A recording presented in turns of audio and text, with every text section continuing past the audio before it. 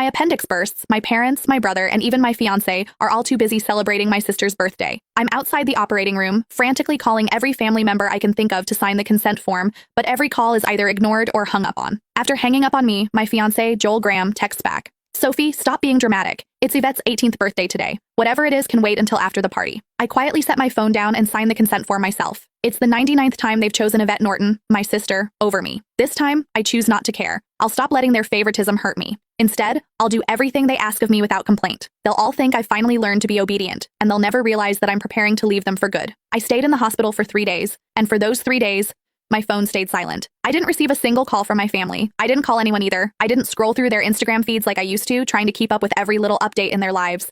Instead, I just quietly rested in my hospital bed and dragged my weak body around for checkups and payments. Even on the day I was discharged, I didn't tell a soul.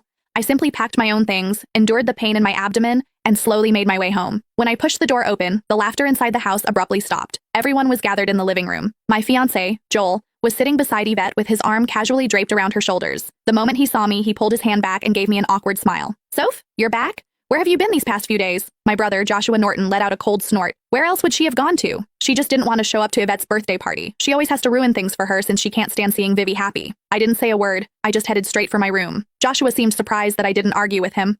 Normally, whenever he accused me of being selfish, I would break down in tears and desperately defend myself. But this time, I'd kept quiet. My mom rushed over to me with a glass of juice. Sophia, we were so busy with Vivi's birthday the other day that we missed your calls. Don't be mad at us, okay? She placed a glass of mango juice in my hand. Although my heart had long since stopped expecting anything, it still ached faintly. I was allergic to mangoes, but Yvette loved them. There was always mango-flavored food and drinks in the house because of that.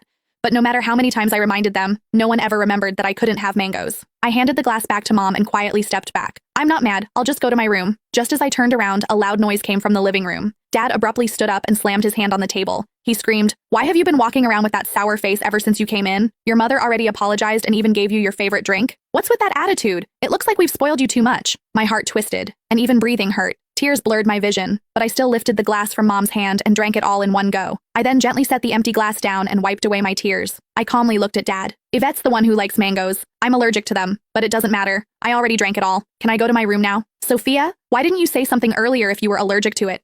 Who told you to drink it? You're so stubborn. Mom panicked and quickly patted my back. Dad looked embarrassed, but he still harshly replied, "You could have just explained yourself. You've always had that unlikable attitude. You're nothing like Vivi. She knows how to communicate." Yvette's voice drifted over from the couch. "Dad, don't say that about Sophia. You'll make her sad." She sounded gentle, but the smugness in her eyes was impossible to hide. Yvette had always used my dullness to highlight her perfection. No matter what it was, she loved comparing herself to me. She would only be satisfied when she got to trample me. I should have felt hurt, but